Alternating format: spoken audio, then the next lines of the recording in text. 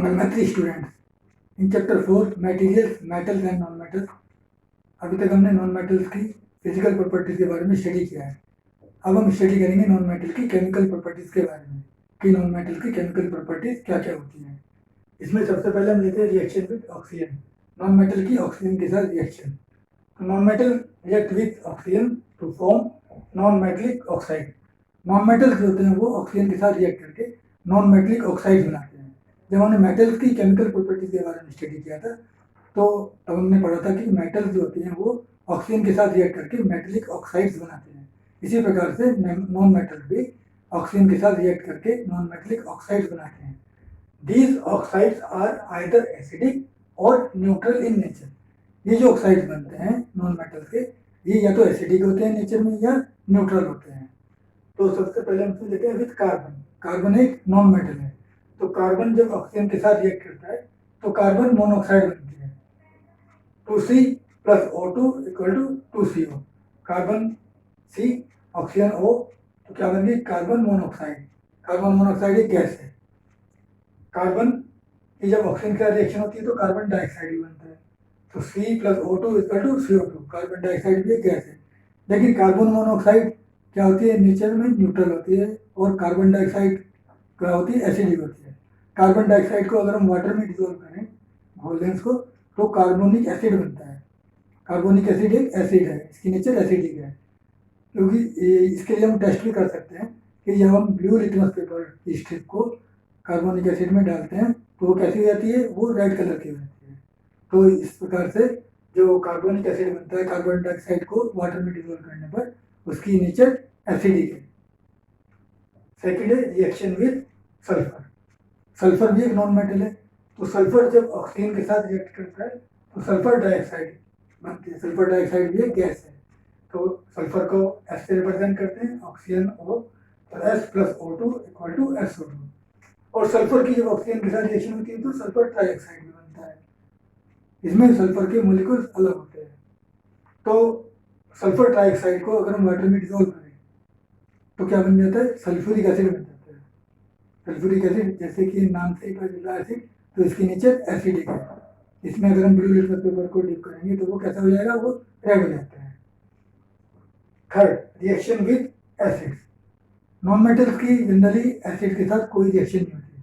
Non metals acid के साथ कोई रिएक्शन नहीं करते हैं, जबकि जब मेटल्स के बारे में जब हमने स्टडी किया था तो मेटल्स एसिड के साथ रिएक्शन करके हाइड्रोजन गैस इवॉल्व कर रहे थे, लेकिन नॉन मेटल्स ये एसिड के साथ कोई रिएक्शन नहीं होती है। Fourth reaction with base. Non metals generally do not react with base at room temperature, तो नॉन मेटल्स की बेसिस के साथ भी कोई रिएक्शन नहीं होती है। Fifth reaction with water. Non metals generally do not react with water, तो नॉन मेटल्स वाटर के साथ भी कोई रिएक्ट नहीं करते, कोई रिएक्शन नहीं करते हैं। लेकिन कुछ नॉन मेटल्स में एयर में बहुत एक्टिव होते हैं, जैसे कि फास्फोरस। फास्फोरस भी नॉन मेटल है, तो फास्फोरस को जब एयर में खुला छोड़ देते हैं तो ये इट कैचेस फायर, ये आग पकड़ लेता है, जलने लगता है। तो इसको रोकने के लिए हम फास्फोरस को हमेशा वाटर में डिप करके रखते हैं, क्योंकि फास्फोरस की वाटर के साथ कोई रिएक्शन नहीं होती। फास्फोरस नॉन मेटल है और नॉन मेटल की वाटर के साथ कोई रिएक्शन नहीं होती है, इसलिए फास्फोरस को एयर से बचाने के लिए हम उसको वाटर में डिप करके रखते हैं। इस प्रकार से ये नॉन मेटल्स की केमिकल प्रॉपर्टीज कंप्लीट होती है। अब हम नॉन मेटल्स और मेटल्स के यूजेस के बारे में स्टडी करेंगे। सबसे पहले हम लेते हैं यूजेस ऑफ मेटल्स। मेटल्स के यूजेस के बारे में हम स्टडी करेंगे। A iron is used for making bridges, iron sheets etcetera. Iron जो मेटल होती है वो ब्रिजेस बनाने में यूज होती है, पुल बनाने में यूज होती है। आयरन की शीट्स बनती हैं, सरिये आते हैं लोहे के सरिये, उसमें बनाने में आयरन का यूज होता है।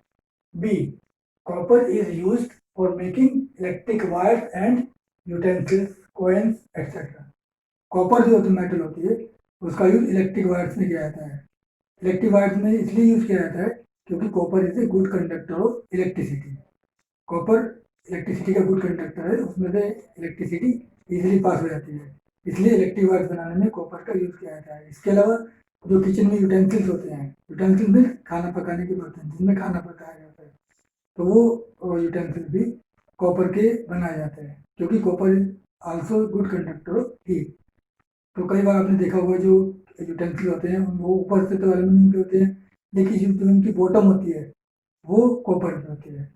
वो कॉपर की इसलिए बनाई जाती है क्योंकि कॉपर हीट को ज़्यादा एब्जॉर्ब कर लेते हैं, क्योंकि वो गुड कंडक्टर ऑफ हीट है। इसके अलावा कॉपर के कॉइन्स भी बनाए जाते हैं, सिक्के भी आते हैं कॉपर के। C, gold and silver are use for making jewellery. हम सब जानते हैं कि जो ज्वेलरी होती है वो गोल्ड और सिल्वर की होती है। तो गोल्ड और सिल्वर दोनों मेटल्स हैं जिनका ज्वेलरी बनाने में यूज किया जाता है। D, mercury is used in thermometer.